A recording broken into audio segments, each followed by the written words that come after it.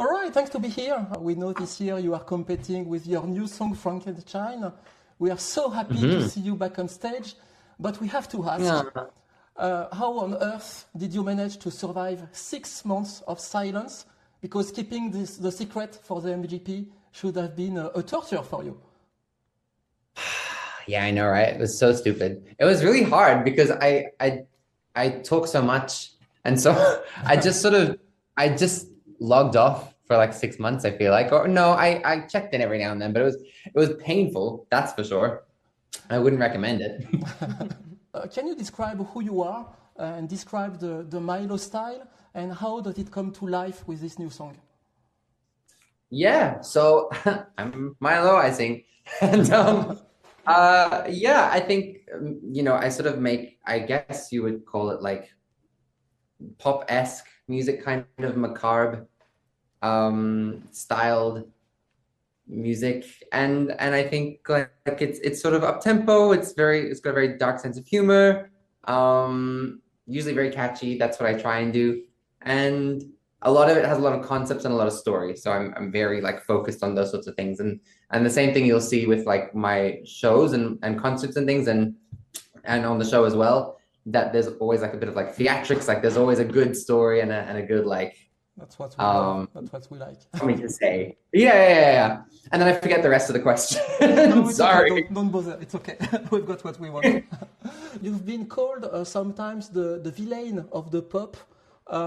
Is Frankenstein the ultimate peak of this cool dark transformation? Oh, I mean, maybe.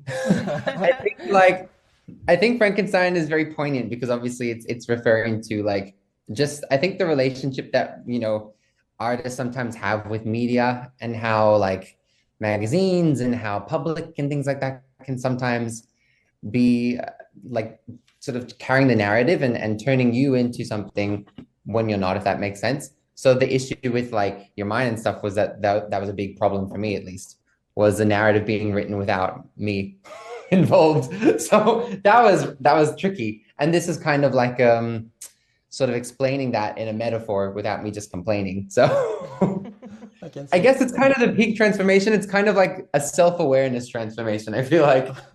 But before we get deeper into your story, first thing that comes to your mind. So if you were a color. Oh, if I was a if you were sorry. My accent, sorry. If I was a color, I don't know. Maybe I don't know. Maybe blue. Blue? That was my favorite color. So yeah, maybe that one. Blue or light blue?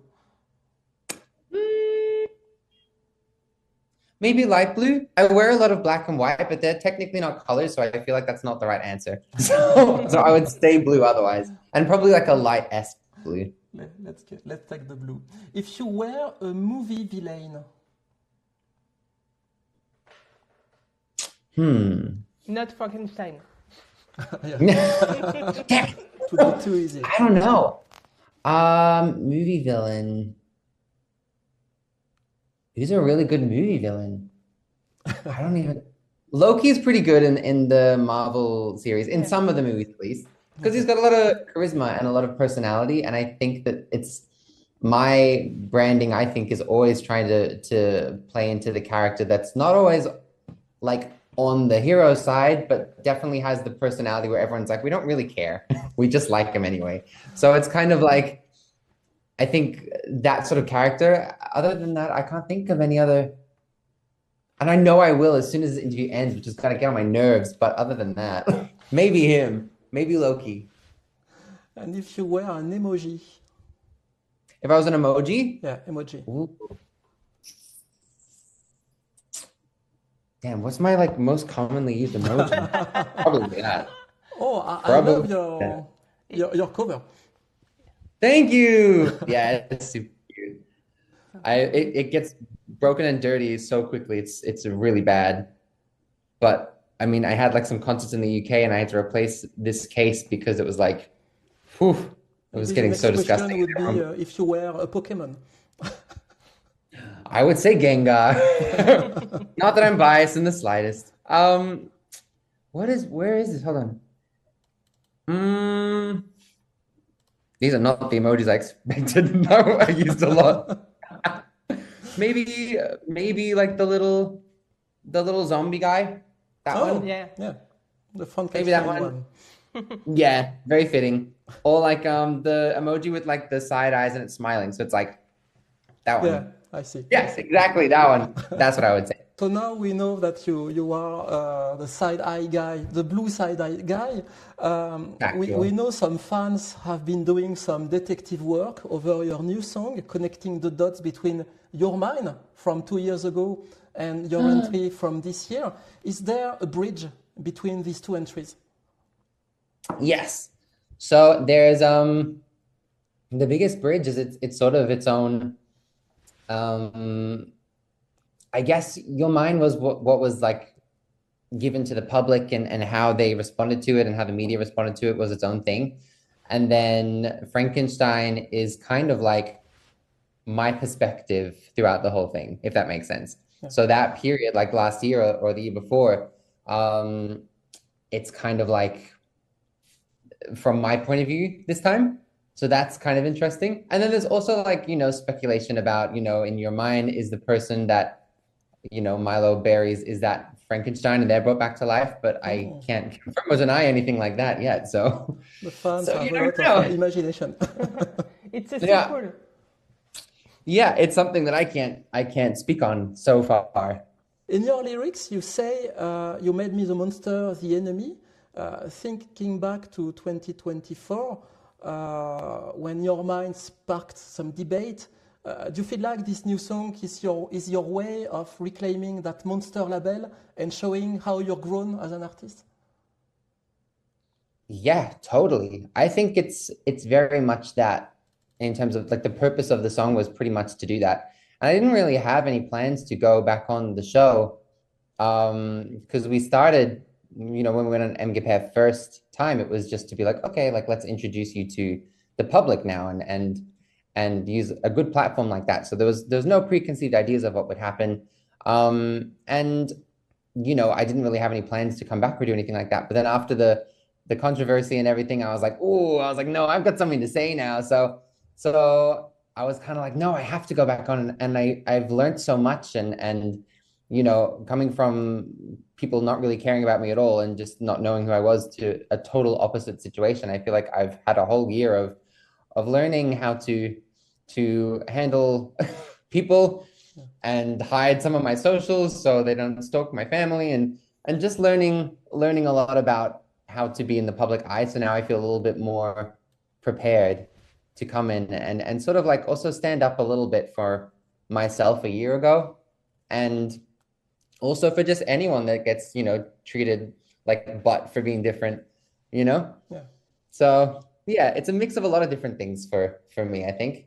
And this song was written for the MGP, or it was part of an album, or This one I wrote for the show. So Your Mind was just written as like a single of mine. And then this one, it's obviously continuing a story that will make more sense later.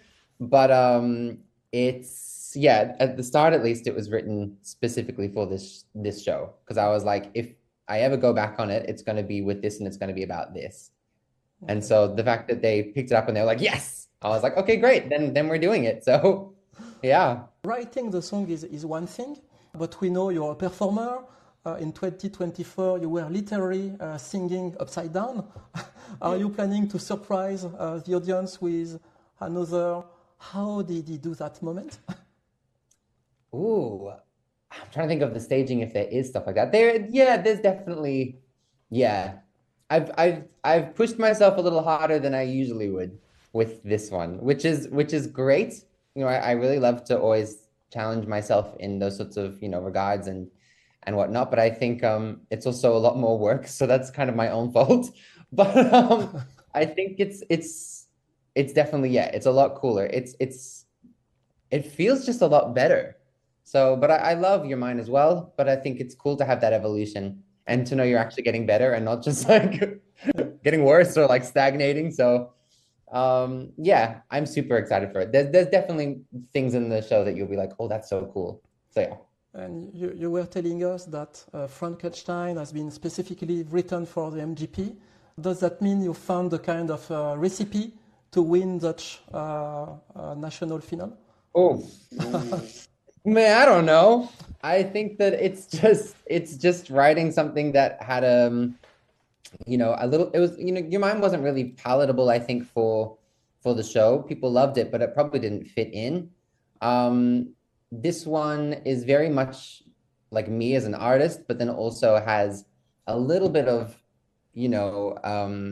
up tempo, sort of MGP friendly sort of production, I think. So it ties in a lot of things, and it's sort of a great story masked in a good pop song. So I think it's trying to put all those worlds in together into one thing.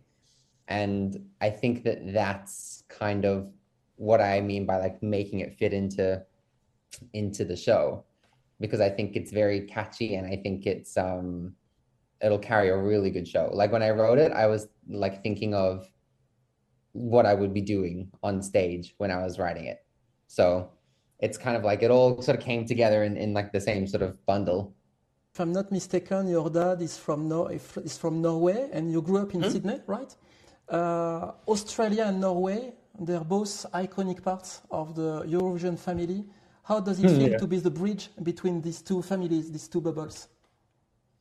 Oh, that's a great question. It's kind of weird because I feel like I'm equally bad at both languages, and I feel like I'm also just because literally growing up we went to and from Sydney to Oslo a lot, so it's you sort of growing up and even now you sort of feel like you sort of sit just in between both places, and you don't particularly fit in either 100%, but when it comes to where I feel like I'm more comfortable, it's definitely Oslo. So it's just a place I've spent a lot of my own time and coming over on my own now without family and things like that.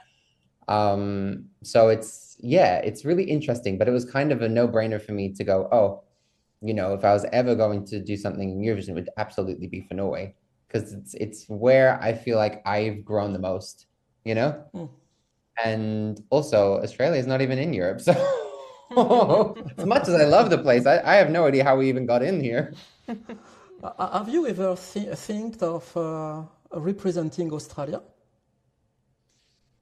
We've discussed it, and I mean it's a who knows sort of thing, but I think I don't know. I just don't feel like maybe what I am as an artist would fit entirely in their thing. They're very I think they're very focused on a specific sound, and I have a very specific sound of my own. Yeah. And I'm really not interested in changing it, for something like that. I think the clever thing is that you sort of play into your brand on a different stage rather than trying to mold yourself into a show. So, even with like Frankenstein being written for MGP, it's obviously 100% mine. So, you can hear it. So yeah, I don't know. Who knows? It just depends on the team and who's running it at the time as well. So we know that you're not just a contestant, you are a big Eurovision fan. Is it true that you force your friends to watch the show? Yes. Oh, that's true. I force them, and I make them sit down, and I make them eat food, and I make them watch it with me. I think that it's cool because it's a great show, and it's great for people, I think, especially in, whether it's here in Oslo or if it's in Australia. I think it's super important for people to see music that's not just from their own backyard, and I think the best thing when it comes to Eurovision, which is the same, reason why I like to do MGP, is just it's a great place for people to hear the talent that they have from certain places, that you wouldn't usually hear, so it's like, oh, Norway's got such incredible artists or great music and It doesn't have to, be a stereotype of a song. It just has to show that you've got incredible people that you want to put on a stage for everyone to hear. So I always force my friends to watch, because I'm like, yeah, Moldova's great, huh? So yeah. Do you have some Eurovision songs on your Spotify playlist? Yeah, of course. Which ones? I think hot take, and this might be an unpopular opinion, I don't know, you can fight me, it's fine. I think 2012 was a super good year in Eurovision. There were so many songs that I had on my playlist. I think there was like obviously Euphoria from Loreen was super good. There was like Italy that year was really good too, and Greece was great, and Cyprus had a really great pop song. Like everybody that year was just like great. And so that was probably my favorite year. But in terms of my playlist now, I have a bit of Jan from Poland, who it's funny because a lot of my fans discovered me through comparisons to him, which is funny. And gosh, I'd have to pull it up and look, but there's lots. There's too many, honestly. If you could steal one superpower from a past Eurovision winner to help you win MGP this year, what would it be? A superpower. What superpowers do the past Eurovision winners have? Yeah. I have no idea. Yeah, I have no idea. That's a hard question. Sorry, we don't want to make you uncomfortable. Oh, teleportation. Wait, that's a great one. Teleportation. Oh my gosh, you know how easy that would be to get from anywhere? Teleportation? Why? But why? Why? Oh my gosh, what do you mean? Like wouldn't you have to pay for the flight? That'd be great. Teleportation would be very useful considering Australia and Norway is so far apart. That would be great. Maybe that. Let's take teleportation then. Last question, when people hear Frankenstein live at the MGP, what feeling do you hope they take home with them? I think what I want them to take away is that was a really good show. That was a great like spectacle to watch. That would be super cool. And then also to take home going, oh, like that it makes them think a little bit about how they talk online and how people treat other like singers and celebrities and public figures and sort of go, maybe we should think next time before we, throw that out there or crap on somebody. I think it's a good message for people to learn. I think people are really out of touch. Humans are really stupid. So I think if they can learn that sort of thing, that would be cool as well. But a good spectacle, a great show, and a good story. A final word for your French fans and the Eurovision and France reader? Final word for French fans. I don't know. I love you so much. And if you're watching, please vote. Of course. Yeah, I was in Paris like last year. I think it was last year. Yeah, I think I was. And we checked out like the Place of Versailles and did a whole bunch of things. I love France. I'd love to spend a lot of time actually outside of the main city. I'd love to check out the other regions. And maybe do some concerts, who knows? So yeah. Thank you. Love you and watch it and vote and support. That's what I would say. We'll do. Well, thanks. I know it's you are really busy, so thanks for your time. We wish you all the best of luck for the MGP stage. And we can't wait to see you on stage. So let's wait. It'll be good, I promise. Yeah, really sure. Thanks. Have a good day. Thank you, guys. Thanks for your time and keep the pace. Thanks. See ya. Bye-bye. Bye-bye. Cheers.